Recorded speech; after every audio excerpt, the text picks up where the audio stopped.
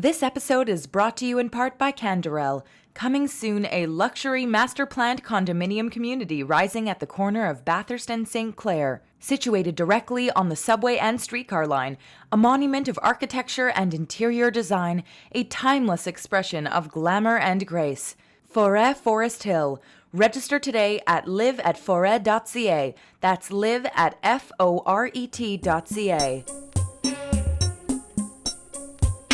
This is Bonjour Chai, the You Are What You Eat edition. I'm Avi Feingold in an undisclosed location deep in the USA, and I'm here with Alana Zakon in Toronto and David Sklar in Calgary. We are your frozen chosen. On today's show, we are talking kosher. Are there ethical concerns that go beyond simply what goes in your food? We will talk to Richard Rabkin from the COR to hear about that. Plus, we have two recent rabbinic graduates to offer us a word of wisdom. So this whole episode started coming together when I spoke about Kaplansky's mustard for my nachas a while back. I don't know if you guys remember that. I do. I then heard from Zane Kaplansky about his saga regarding getting his mustard actually certified. And we'll hear that story, later on. But before we do, I wanted to briefly go into some of the other episodes that have occurred recently around the world of kosher, right? There's this restaurant in Hamilton that was subject to community members casting aspersions on its kashrut due to the certifying rabbi being conservative. Meanwhile, Slice and Bites, a popular Toronto pizza joint, had a moment where they were asked to stop seating customers on Saturday night due to teens using it as a hangout. And most egregiously of all, if you ask me, in the US, a restaurant had its certification pulled after its chef owner, Shalom Yehudiel, was credibly accused of sexually abusing a minor. So I'm guessing now is a good time, Zenny, to question what kosher is all about in 2022. Before we get too deep into any of that, I want to know, what's your guys' relationship to kosher and the kosher economy as a whole? I grew up fully kosher. We only ate out at kosher restaurants, and I had a kosher home. As I've gotten older, I've become a bit more lenient. I'll eat out dairy and vegetarian, but I won't eat out any of the creepy crawly seafood, which I never have eaten in my life, or pork or any trafe meat. Don't mind the horn in the background. It's like trafe. But I accidentally became a pescatarian in Vancouver when kosher meat was just really inaccessible from where I lived. You have to drive like 30 to 40 minutes out of your way or take like an hour of transit just to get to a kosher place, which all of it is shipped from Montreal. They don't really have like kosher butchers in Vancouver that I was able to find. So I would mostly eat my meat at Chabad if I went there for a Friday night dinner or when I would go home to visit my family. And I mostly ate, what they call ground fish. I learned in the Maritimes. It's like the scaly fish. It's called ground fish there. And vegetarian. And I cook a lot of vegan food just by proxy now. I try to only eat water fish as opposed to ground fish, but... Oh. So wait, Alana, you spent how many years in Vancouver? About 5. And yet you denied yourself all the pleasures of the high quality of seafood. Well, I did eat seafood, just not the kind you're talking about. You were missing shrimp, you were missing the lobster, you were missing the crab, you were missing all these wonderful foods. I've had many great, I'm sure it doesn't taste the same, but I actually do buy the imitation crab and lobster sometimes. That is not the same thing. Here's the thing, David. If you grew up eating kosher, you do not miss it. You don't know what you're missing. And to be honest, a lot of it looks disgusting to me because I've never eaten it. Okay, I also grew up living and in a kosher house, right? So despite what many of my friends did, I also was subject to the laws of kashrut growing up. The difference was with my family, we were able to eat out whatever we wanted that's to. Different. So and that's how you were eating it. You were eating it, just not in your house. I was never eating it. I was shackled to the laws of kashrut at home, and I was liberated, free to eat what I want. David's family's dishes are going to heaven.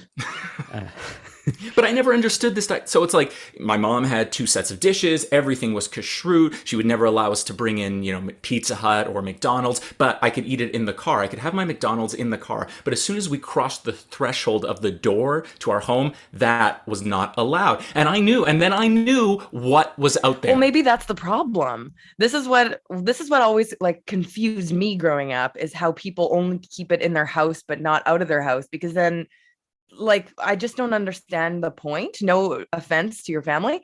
But I will say that my argument is that I do think that kashrut is something that keeps us together as a people. It's something that has defined us for a really long time. And in the same way that, if we start losing different traditions, when we talked about the nostalgia episode many, many weeks ago, if it boils down to like eating a smoked meat sandwich, what do we really have left? And I think kashrut is something that has this always is so defined untenable. us. This is so untenable. Avi, what do you think? What do I think?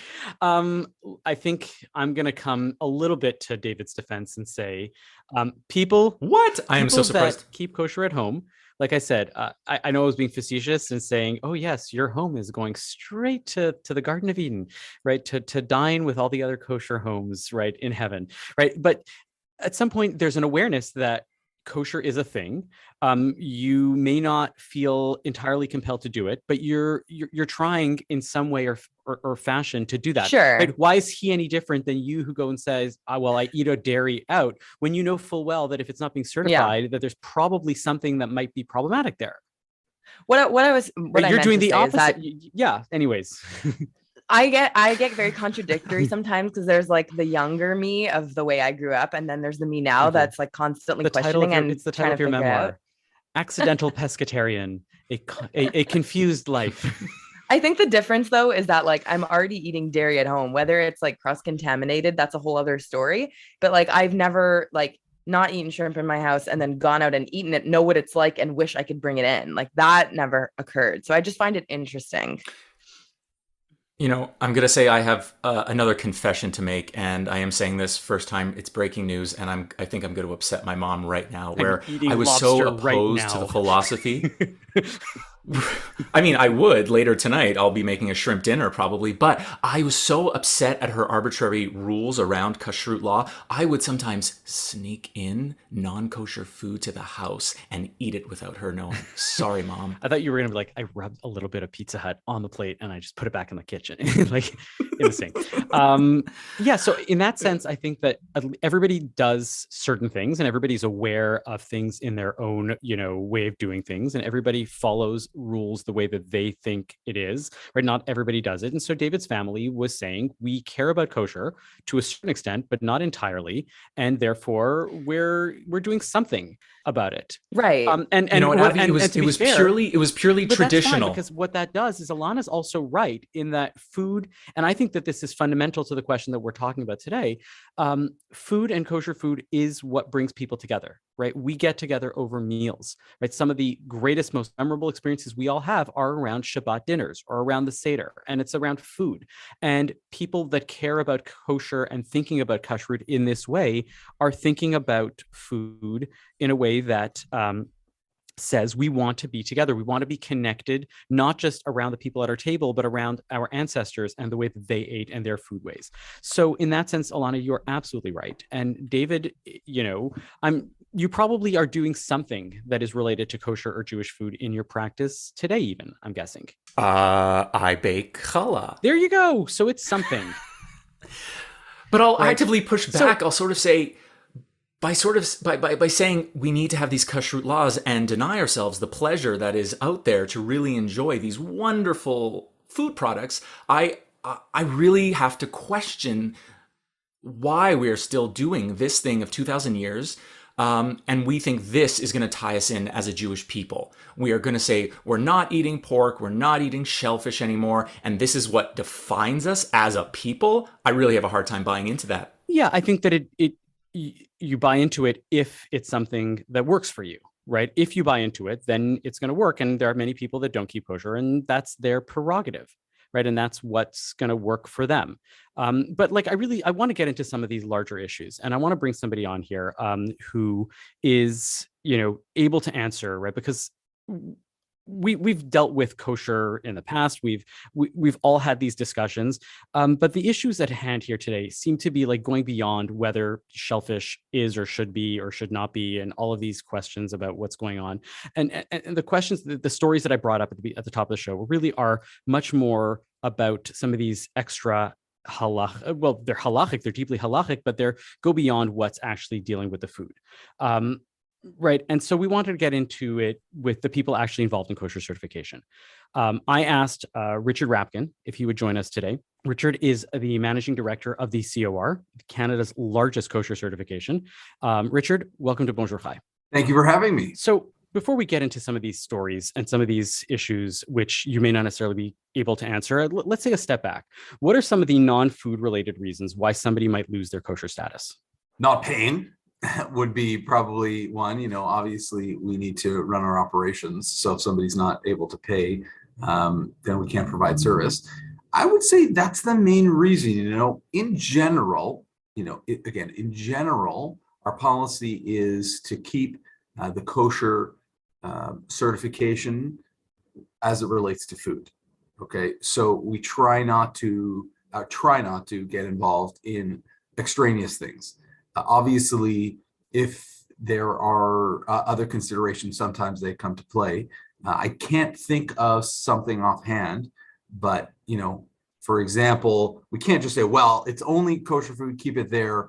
If, for example, we were asked to certify, I don't know, a Satan worshiping conference, and they were going to say we're going to have the kosher brisket just before we do the child sacrifice, I would probably say that we were not going to provide certification to that event.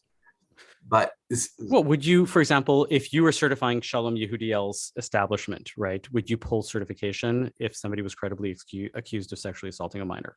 It's a good question, and I don't have an answer for you. We would have to bring it to our board of rabbis to discuss the issue, and that's where we deliberate most of the policy issues. These are our board of rabbis are made up from rabbis in the community. I think we have about 15 to 20 rabbis who are on this board, and obviously they take communal issues seriously, kosher issues seriously, so we would have to weigh it. Thankfully, we've never been faced with such an issue.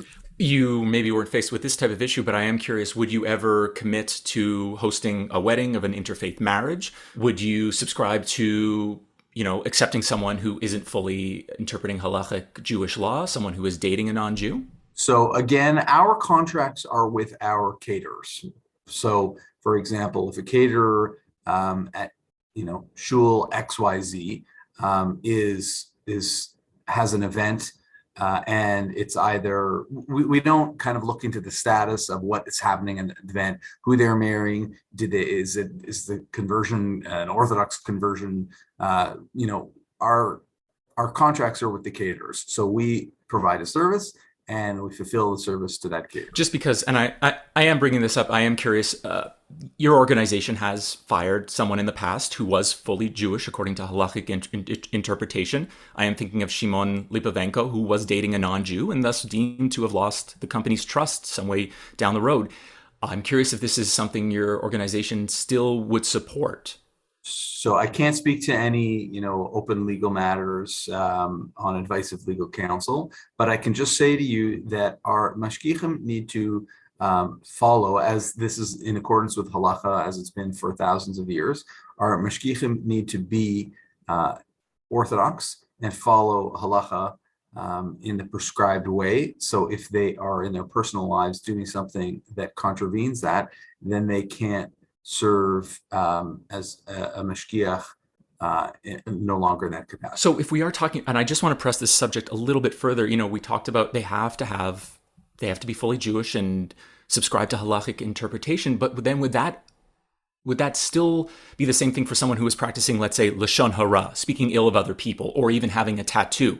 If someone was to discover to be doing something like that, would that also be cause for them to be terminated? Yeah, that's a good question. This is a complicated area, and so it kind of requires, I think, the involvement of rabbis who are pretty, high up on the totem pole, so to speak. But if you had, let's say you have a mashgiach who says, I am Orthodox, but I have a passion for cheeseburgers that I cannot. It's insatiable. I must eat cheeseburgers, but you'll see me in shul, and I'm davening like you've never seen before. We would say thank you for your davening spirit, but because of your cheeseburger problem, we will need to discontinue our employment relationship. One last nitpicky question, and then I'm really curious to hear about other areas around Kashruth. What about if a mashgiach was evading their taxes? Would that be something that would count? These are all good questions, and we would need to really sit down and look at them and, again, go through this with the board of rabbis to see what qualifies, what doesn't. So it's hard to get into the particulars. I see that I'm Sure. on the firing line. That's okay, No, no problem. it's Oh no, don't worry. Yeah, This is yeah, just no what we problem, do. no problem. It's good fun. No, It's good don't take fun. it personally. I'm curious to hear more about the ethics. Just to give you background on me, I am kosher. I grew up kosher. And I always had this idea in my mind. I mean, I know that it is rooted in something, that it's more ethical to the way that we kill the animals and that they're treated differently. And I know that was the case in the past. And recently, some people have come up and told me that that's not always true anymore because of the technologies that non-kosher companies are using that make the deaths more instantaneous, and that there is still a lot of factory farming. I'm curious to kind of hear your take on this since you're in it. I'm not just someone at the grocery store coming up with their theories. Right. So a lot of these things are theories, like you pointed out. So, for example, I know what you're talking about. There is a school of thought that, if you can put a bolt through the animal and do an electric shock, the animal drops immediately. And then you do the slaughter after that. Let's say a cow, for example. So it appears from the outside that it might be more humane. It appears that way, right? Because the animals, whereas if you do it through shechita, the animal has a different reaction. It doesn't kind of drop instantaneously, senselessly like that.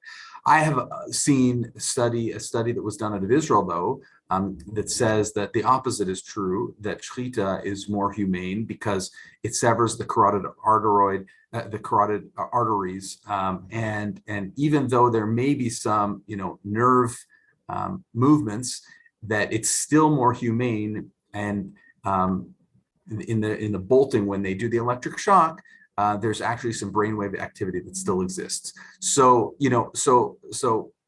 sometimes it's a little bit different the way things look on the outside as to what the actual reality is. I'll say one other small tidbit which I find interesting, and when I relate, people also do, is that for kosher law, an animal has to be healthy before it's slaughtered. Right? It can't be sick. It can't have broken bones. So when they go and they catch chickens, for example, when they're paid, the chicken catchers, believe it or not, they go and they have to grab with their arms, and they get paid, per chicken that they're able to catch. So the ones that are more effective and can catch more, they get paid a little bit more. But when they do that, they're grabbing very quickly, and so they can break the limbs of the chickens by doing that. And therefore, it will be non-kosher if you come in with a chicken with a broken limb. So the kosher catchers, or at least when they're catching for kosher, they're paid a little bit of a premium to catch gently with two hands to make sure that they don't break any limbs. So what I'm curious about, though, is like if there's such a need to defend kashrut, the slaughtering, like shechita itself, as a humane practice. But there isn't necessarily a lot of thought placed into the living, the entire life of the animal up until the moment of slaughter, right? You're going to come and tell me, I have a feeling, maybe I'm wrong, that we don't really look at what's going on with the life of the animal, like in a concentrated feeding operation, in the way in which it was raised, how it got to the moment of slaughter. You're going to say, well, that's not necessarily our concern. As long as the animal is delivered to us healthy, we are going to slaughter it.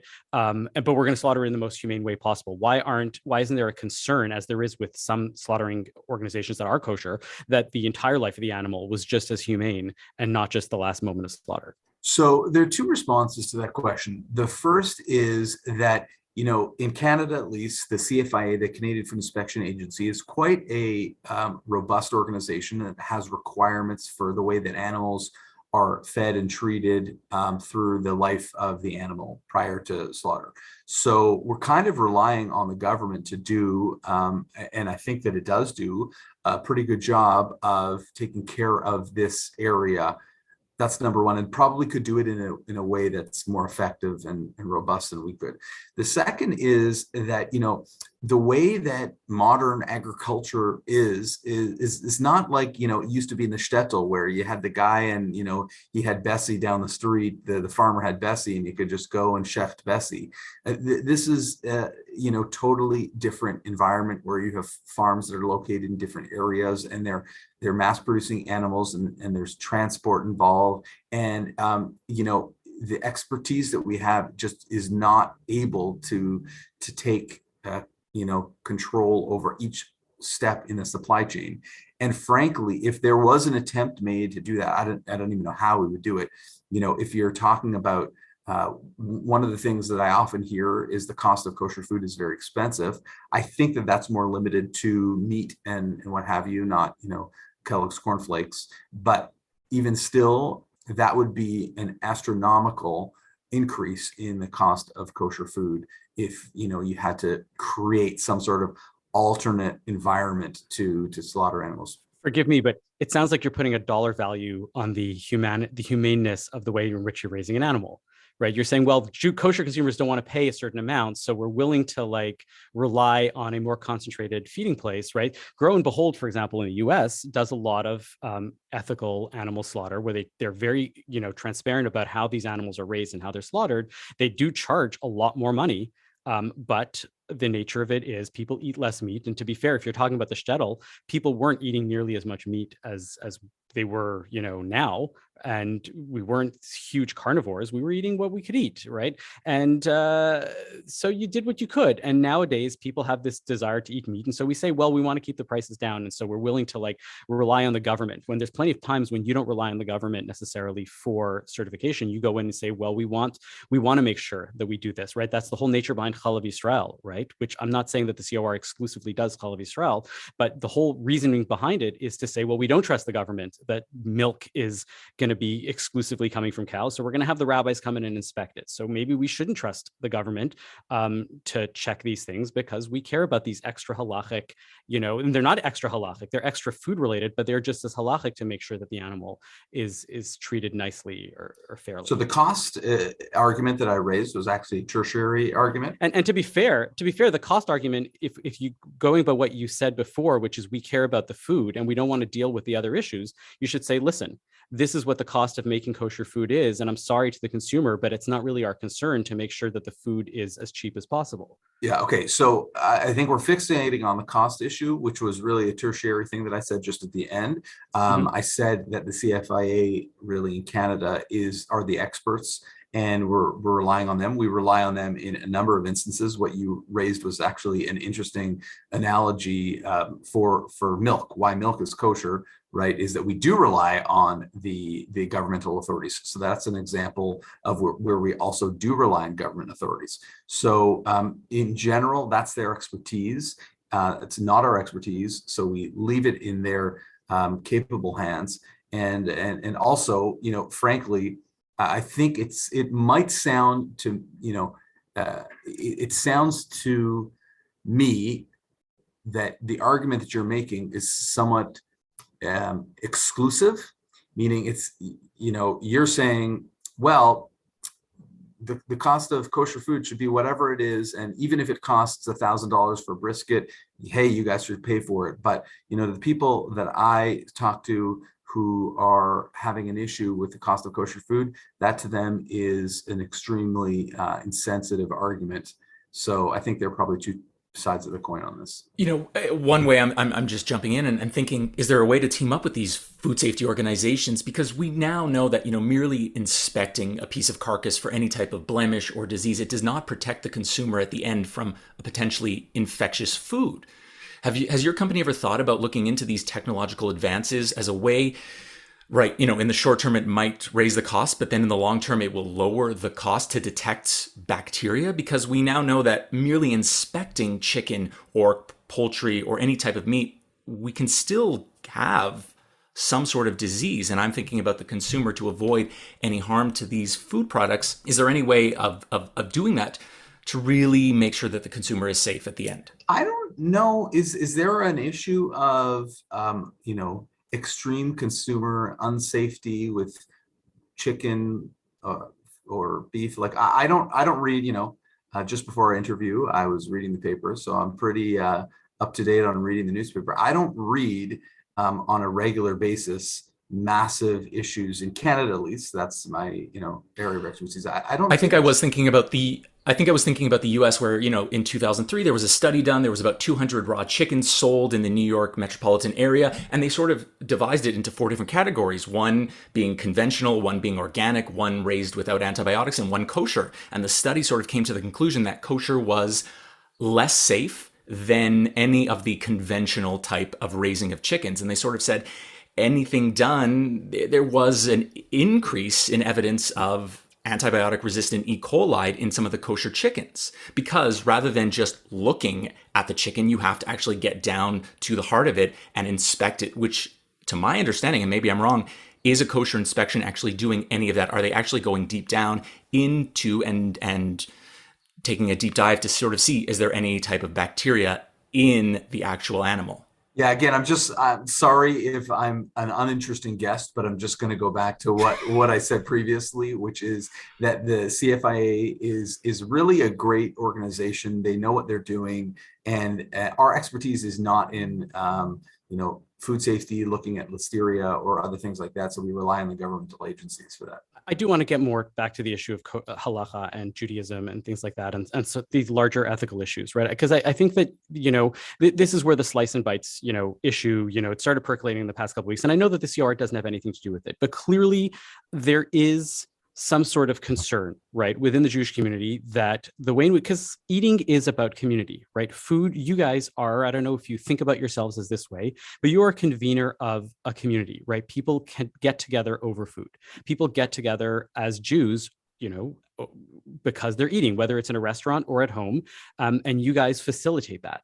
And, there was a push with Slice and Bites, not from you guys, but from other rabbis within the community to sort of say, well, we want to keep things a little more modest. We don't want to have boys and girls or young men and young women hanging out on a Saturday night. So we're going to take away the kosher. We're going to take away the ability to eat. The kosherness is absolutely kosher.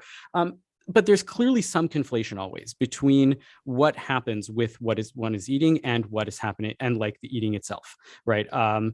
And first of all, I find it really shocking that you won't automatically, if somebody is a sex offender, right, rescind their hashgacha, right?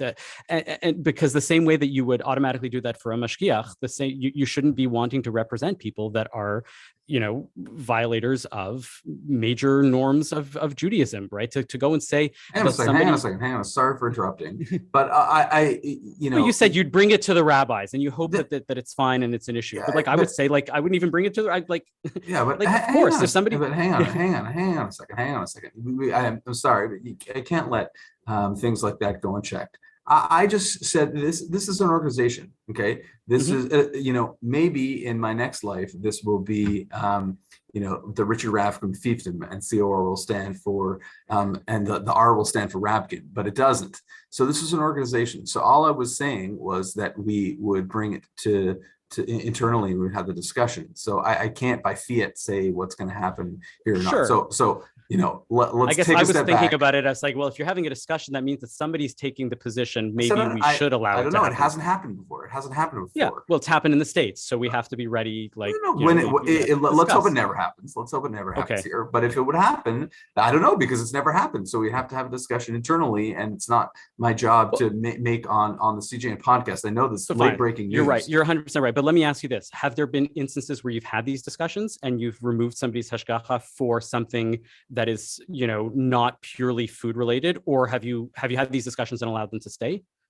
I don't, without getting into the details. Yeah, I don't recall. I mean, listen, I've been here for 11 years. I don't recall in my tenure here removing hashgacha because a proprietor was acting inappropriately. I don't remember that happening. I don't remember the question being posed. So I don't even remember the question. Hopefully that means that what that is that you're hiring ethical people to be not hiring, but you are contracting with, and you're having relationships with caterers that are all ethical and wonderful people. Right. We're in Canada. We're such a great, polite, law-abiding people.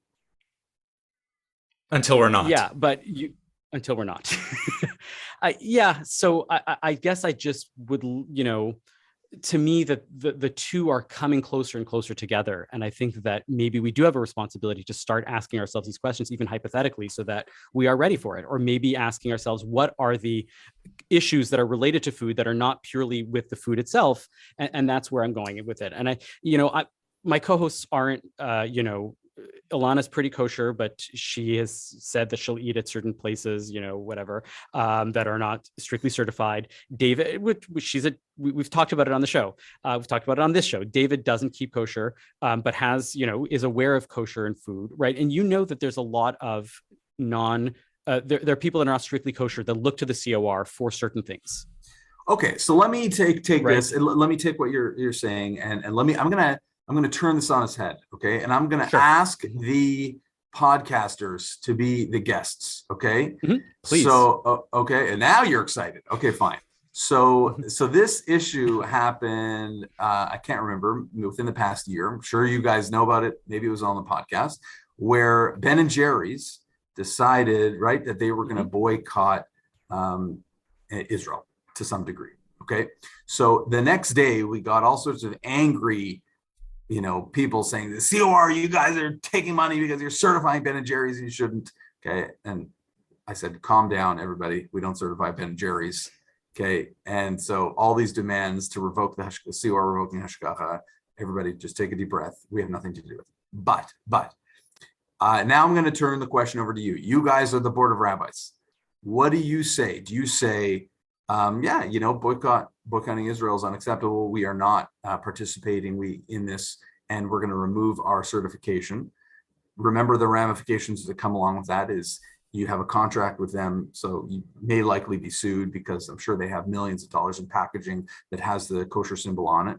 And also now a lot of people who keep kosher are not going to be eating kosher because of Ben Jerry's. And then also could be the next time around when there's a political issue, they say, oh yeah, you guys revoked kosher certification for that. Well, we want you to revoke for this. And everybody's cause is going to say, well, we don't like this. We don't like that. We don't like this. We don't like that. We want you to get on board on our boycott. So what do you guys do, podcasters? You're the board of rabbis. What do you say? Are you equating this of a political issue with an issue that Avi has brought up earlier, where someone is accused of sexual assault? Are you correlating the two at all together? No, I'm trying to have a different discussion because, as I said before, I cannot opine on it. And so I'm trying to make this an interesting show. I'm curious to hear Avi's take, since he is an actual rabbi. Well, no, I want to hear you guys on the first. board of rabbis. I definitely want to hear you guys before I get in on this. David, why don't you go for it? I'm still formulating my thoughts. I'm just curious, because you said you were not actually certifying them at all. So then what role are you playing if you are not certifying Ben and Jerry's? This is a hypothetical question, because you guys are asking me hypothetical questions. So I'm going to ask you. Because it is a great question. No, I think it's a great question. I think that one's really tricky, and I think it's because there's a lot of different opinions within the Jewish community. And while, let's say in Toronto, for sure, the vast majority of Jews do support Israel, there are also some Jews who don't and actually would want it to be boycotted. I'm not one of those people, but I think that it becomes more nuanced when it's not just like streamlined. But I guess it depends on, even in the more religious communities too, if there are certain sects of Chassids who might not want to support that, or anyway, it becomes more complex. I can't, to be honest, right now, I'm feeling stumped because it's not black and white. So look, I think that you're right in that these questions should be debated.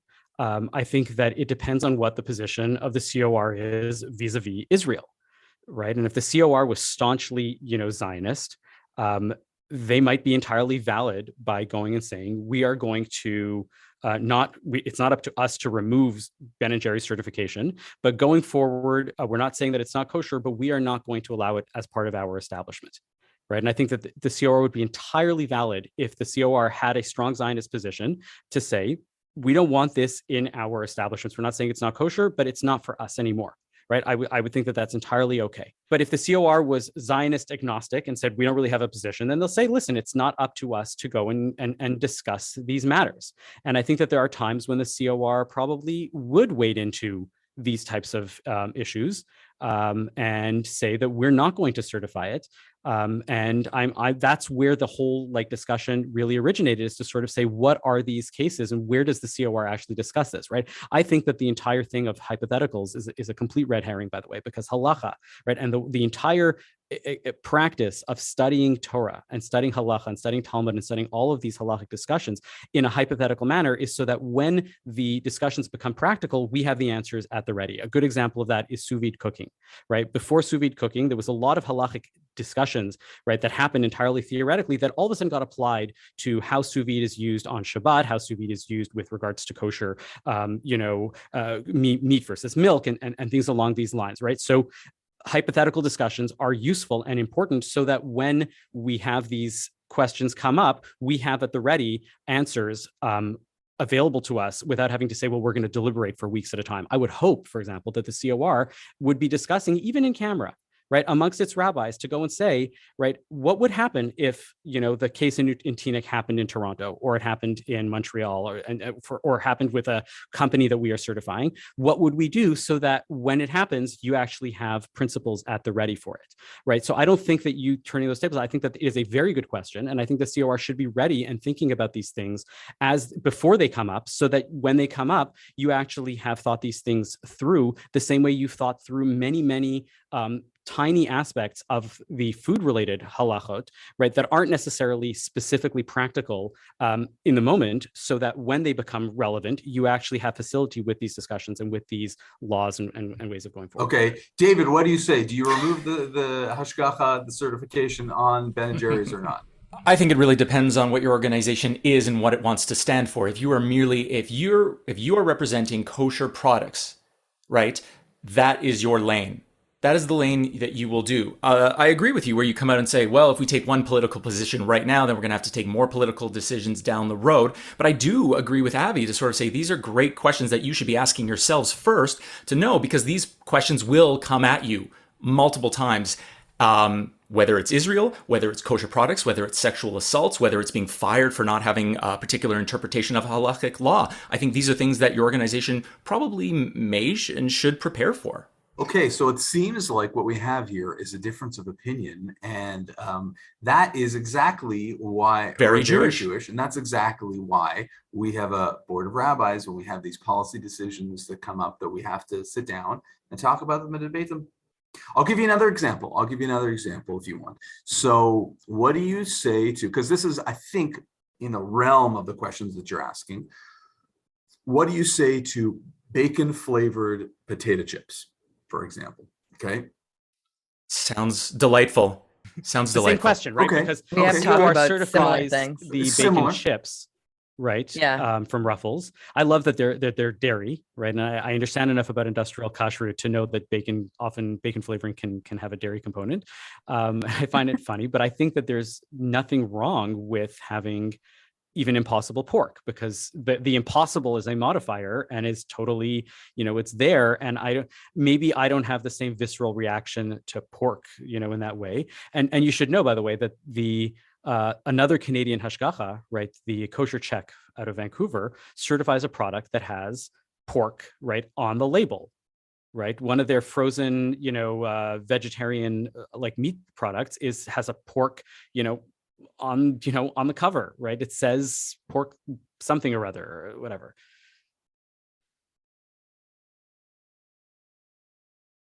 We talked about this when the Impossible Pork came out, and for me, I actually always found it very strange that even the fake versions had like certifications on them. I think it's different when you're eating something like fake shrimp. When you've had that at a kosher sushi restaurants, it clearly isn't shrimp. Like you can see that it looks different.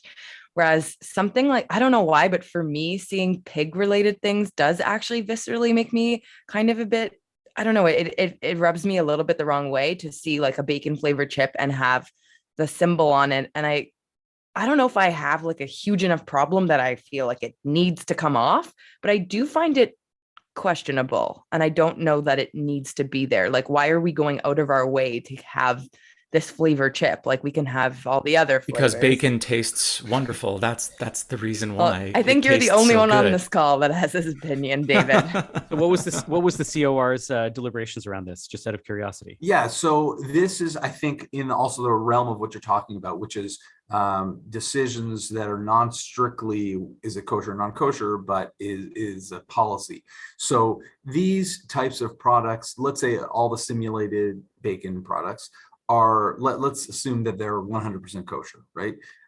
But there's a sensitivity which Ilana has expressed.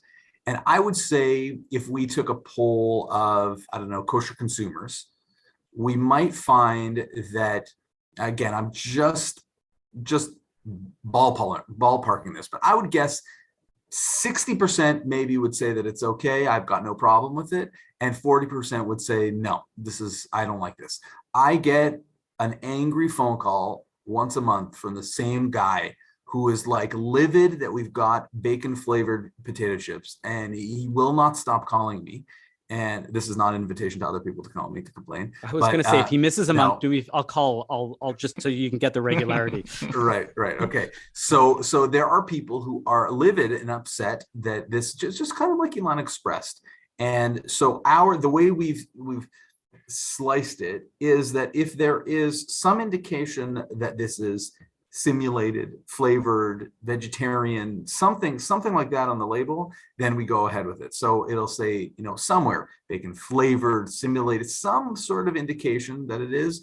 But if there were to be pork chips, it might be more without any indication that it's simulated, flavored, nothing. It just said pork chips, and you have to look, and there's a COR on it. We might have an issue with it. Again, we haven't had that. Each time it's been, the people who manufacture the products also want an indication to people who are vegetarian or others, or kosher consumers who know that, oh yeah, this isn't real. Is this an invitation to the Impossible Company to contact the COR because Impossible is enough of a modifier that you will actually do the pork, even though other people won't?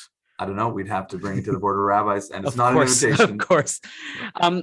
Just one last thing, because based on what you were saying there in terms of like public perception, public discourse and discussion, does that mean that if there was enough of a demand, and not in a outcry and we demand and you guys are horrible people for not thinking about this, but if there was a reasonable enough demand from the majority of kosher consumers to say, we actually care about the larger ethical considerations around kashrut. Let's say, to use the animals for example, we will gladly pay, if there was enough of a demand from the kosher world, to say we will gladly pay double for our meat, but we want it to be raised in as ethical and humane a way as possible.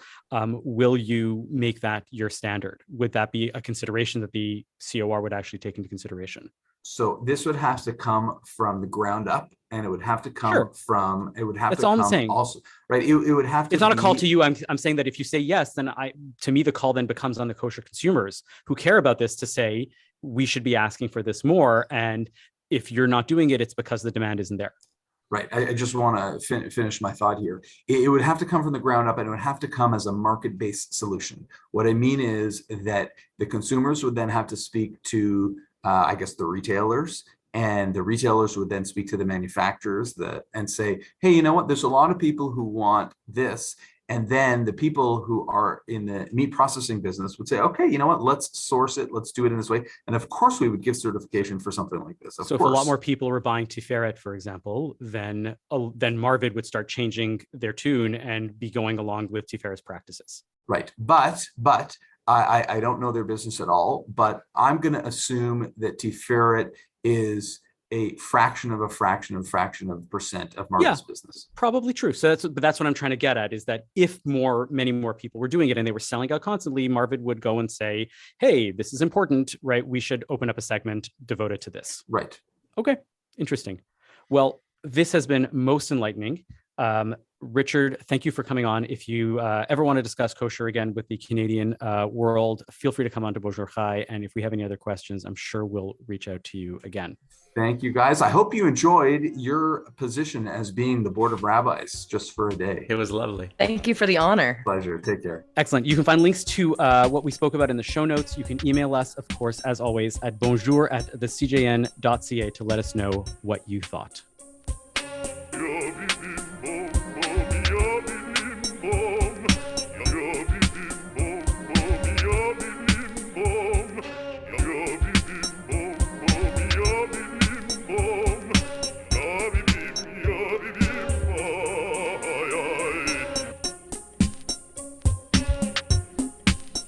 And now for a real life example of a kosher incident that happened, I reached out to Zane Polanski about his story and how his mustard ended up certified kosher.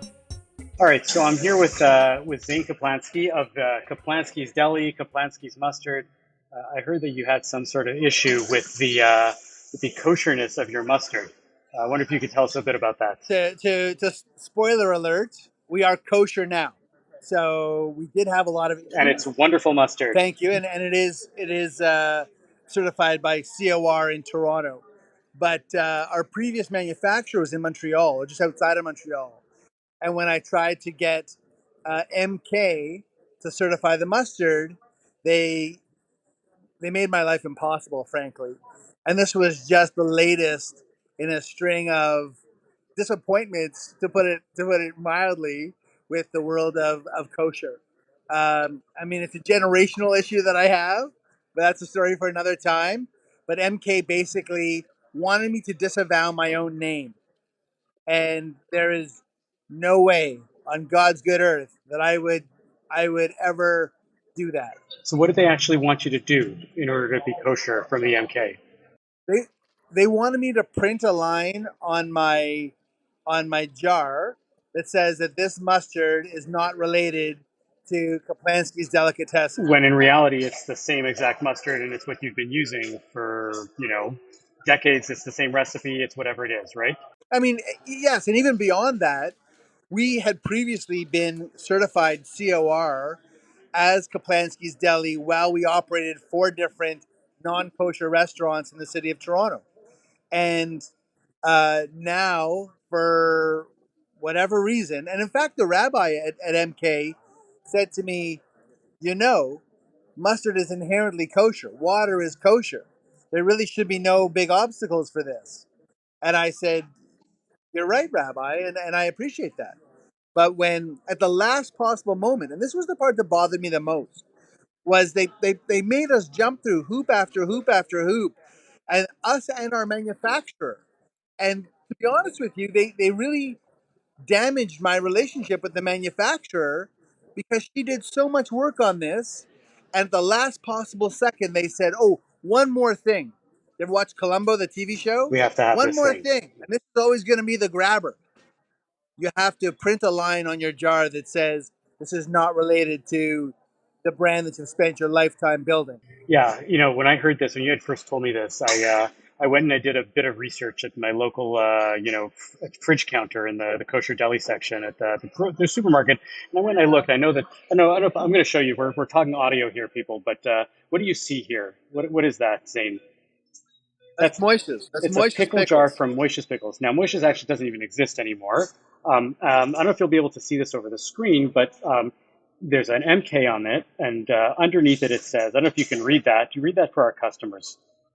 The kosher of this product is not applied to the restaurant. Yeah, so that's exactly what the MK does. But I went to buy, right next to it was Nathan's Pickles, right? And Nathan's is not a kosher establishment in New York City, and the OU just has a regular OU on it. So clearly this is some kosher organizations have this policy and others don't, but there's no uniformity in terms of these types of labelings. And to me, when somebody goes and says we want to dissociate what's going on with the product with what's going on with the individual, sometimes you are Kaplansky. To be able to say that your deli is not you, or the kosherness, and they're totally separate things, I can see why it can be really, really difficult. The COR never gave you an issue with this, and was there any discussion about this? Was there any point where you were saying? No, I mean, part of what happens is, on the manufacturing level, the factory itself that we work out of is covered by COR, and so they get audited, get visited, and they gain the license. In the case of the facility in Marieville, Quebec, that I was previously working with, because they aren't a license holder, and I would have to get my run of mustard supervised.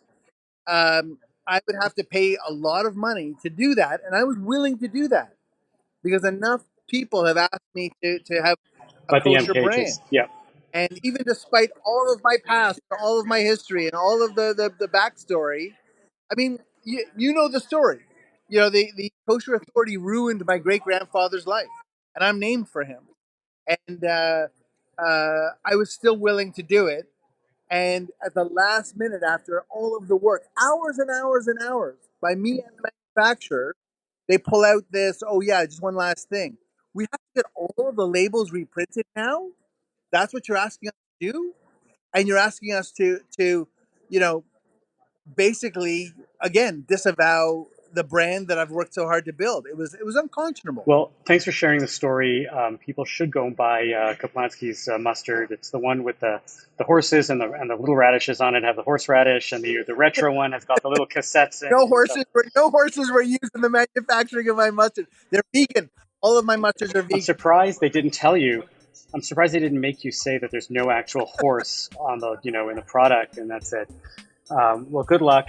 Go to Kaplansky's if you don't keep kosher. But if you do keep kosher, buy Kaplansky's mustard. Thank you. Good luck.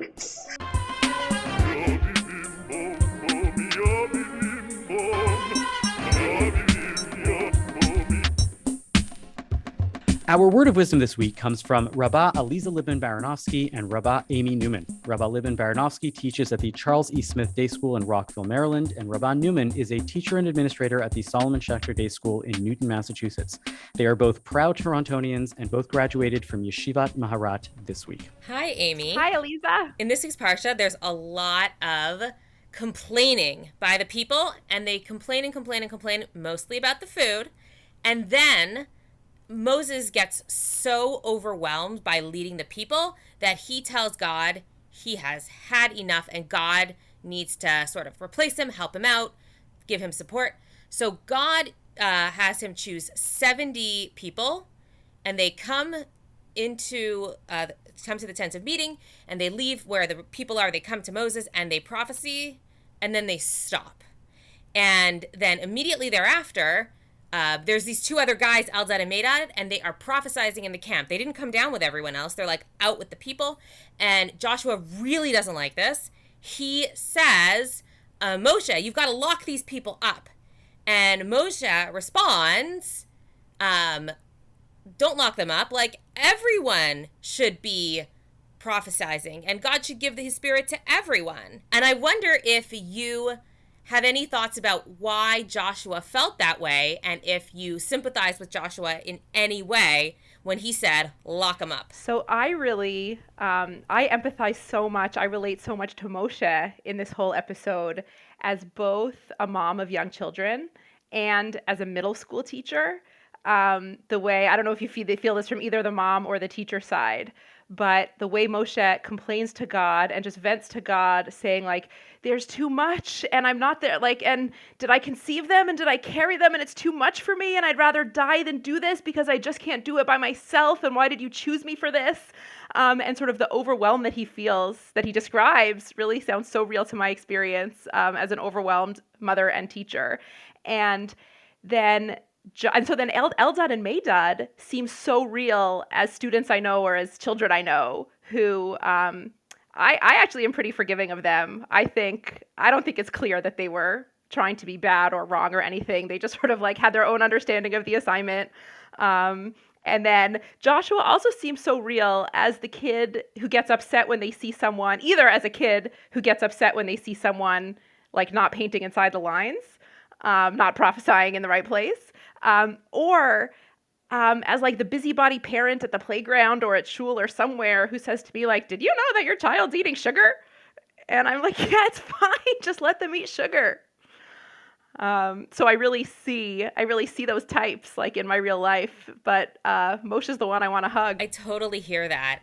I wonder if Joshua, because he doesn't have Moshe's responsibility, can't fully understand where Moshe's coming from. Like, I mean, Joshua does have responsibilities, but he doesn't feel the pressure the way Moshe feels the pressure. And so he can sort of look at it from an abstract context and say, this is how it should be.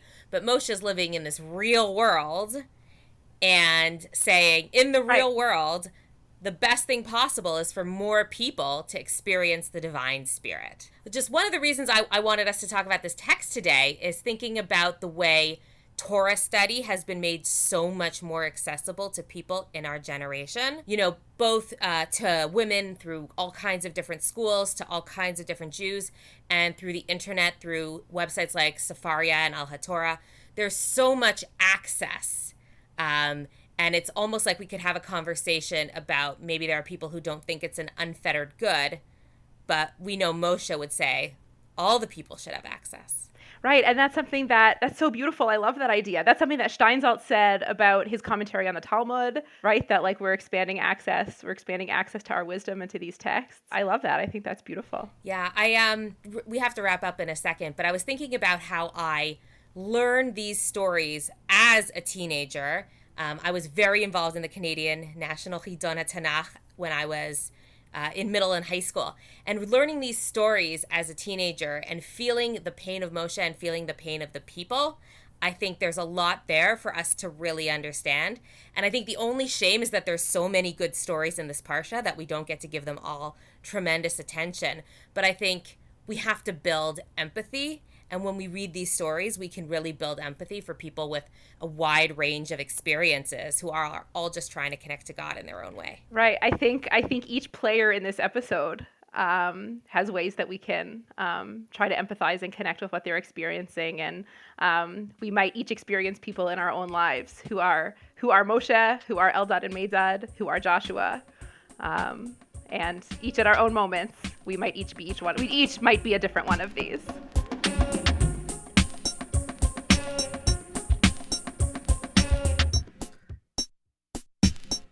And now time for our nachas, that thing that makes us feel good something happened over the past week. Alana, what's your nachas of the week? So I don't know if you watched the Tonys, but there was a great moment where Billy Crystal scatted in Yiddish, and it is very entertaining. He makes an apology to Ella Fitzgerald if she's listening, that maybe his scatting is not up to par, and then launches into it and then includes the audience, and they have to do a call and response in Yiddish, and everyone, he's like, watch the spit because of all the chus. It's quite fun. We can maybe Can you give us a little rendition? I don't know how to speak Yiddish, first of all, so no, but I can share the link in the show notes. If anyone is curious, it is quite fun. I am going to reserve judgment. Please ask me again next week, because I've already I haven't seen it, but I've already seen the Yiddish backlash to this piece. Really? From Yiddish people. Maybe it's because I don't like, speak this Yiddish. Was offensive. It's offensive. He's Jewish. And this was like but he was like doing it in a way that he was making up the Yiddish. That I don't know. I don't want to get into it. I just assumed it was all real I Yiddish. Seen it, but maybe that was where my judgment is off. Let's put a pin in Billy Crystal's Yiddish and revisit it next week. But that is absolutely, if it made you feel fun, it's the anti-Mazel. Are you busting so my nachas, Avi? You're like, this no, is no I'm longer a nachas because it's wrong. I'm telling you that some people might think so, but if you got nachas out of it, you should get nachas out of it. We'll find out. I guess we'll find out if it's real Yiddish, and maybe that will change everything. David, what's your nachas? So this whole episode, we've been talking about food, and it got me really hungry and thinking about something I recommended a few months ago, the show Somebody Feed Phil. Now, when I recommended it, my parents sat down and watched it, and they couldn't even get through an entire episode. And it was either for his gluttony or for his over-the-topness. And it's true. He is like, Phil Rosenthal is the antithesis of a chef like Anthony Bourdain. Phil is exuberant. He hugs people when they feed him. And at first, while it bothered me, he grows on you, his charm, his joyfulness, his obsession with eating pig at nearly every single meal. And I find that this is so wonderful because this show is so Jewy, right? It is filled with Jewish history, with Holocaust stories from his father, from old Borscht Belt humor. Phil just oozes Judaism, and yet that man cannot go a meal, a breakfast, lunch, or a dinner without tearing into some treif. And these things, these two very diametrically opposed things, go hand in hand so well for this show. So for anyone who's tried to watch it like my folks, I really say give it a season, and you will fall in love with Phil Rosenthal. Phil Rosenthal. He oozes Judaism and he uses lard. That's a disgusting image. The best of us do. I too am going to do a food-based nachas. But again, you see, Alana, this is a great nachas, but somebody else is going to say, I didn't like it. and it's totally valid because I had an awesome time. I'm in Providence, Rhode Island right now. I'm doing some rabbinic work. I'm actually doing some conversions. Providence is the home of Lighthouse Kosher, which has had its share of, let me tell you, kosher drama. And if you we'll talk about this offline sometime, or Google it and you'll figure it out. But I went to this place, Plant City in Providence, which is certified kosher by my friend, Rabbi Barry Dollinger. And it was awesome. They have three different place like restaurants within one like space. They have an Italian place. They have American like burgers and fries, burgers and so like Jewish. chicken and stuff. And they have Mexican. No, it is entirely Mexican. meant for the Mexican, yeah, so that's new. It's not hold on, sushi. but it's not a Jewish place. It's actually open on Shabbat, but it's certified kosher. It's entirely vegan. So they do Italian pasta, pizzas, stuff like that. They do chicken and burgers, and then they do Mexican, and then they have a bakery and then a cocktail bar, like a speakeasy cocktail bar. All of these places are certified kosher. They're not owned by a Jewish person, so you can be open on Shabbat. Oh, that and was they're what I was all gonna ask. entirely plant-based. And it was all wonderful. I had like chicken and waffles, and it was so good, with like a chili cheese fries, like as a side. Do I need to go to Rhode Island now? That was not on the plans, but now I kind of want to go. I would say it's worth a trip, and eating here like 5 times at this place. So shout out to Plant City. And I'm sure there are people that go and say, no, that's disgusting and horrible, whatever. My favorite piece about this is that my friend gets a lot of flack for certifying a lot of places like this. And he's very quick to certify. And he says he wants to give kosher consumers all sorts of options. A lot of religious people rail against it publicly. And yet they're always at his restaurants, at the restaurants that he certifies, right? He says, like, I was like, they talk about this as a problem that you're doing it and you don't like it. And he goes, yeah, but they're always here. So that's fascinating. Plant City, check it out. If you're ever in Rhode Island, although he does many other certifying kosher restaurants, check him out. Thank you for listening to Bonjour Chai for the week of June 17th, Shabbat Parashat Bechukotai. Our producer is Michael Freeman. Technical production is by Andre Goulet. Our music is by So Called. We are a project of the Jewish Living Lab and distributed by the CJN Podcast Network. You can listen to all our past episodes on our page at thecjn.ca/bonjour, and you can subscribe to the podcast and automatically receive all episodes on Apple, Spotify, or wherever you get your podcasts. If you like the show, we'd love it if you told a friend about it. We're sure they would like it too. And as always, you can email us with comments at bonjour@thecjn.ca. I'm Avi Feingold. I'm Ilana Zakon. And I'm David Sklar.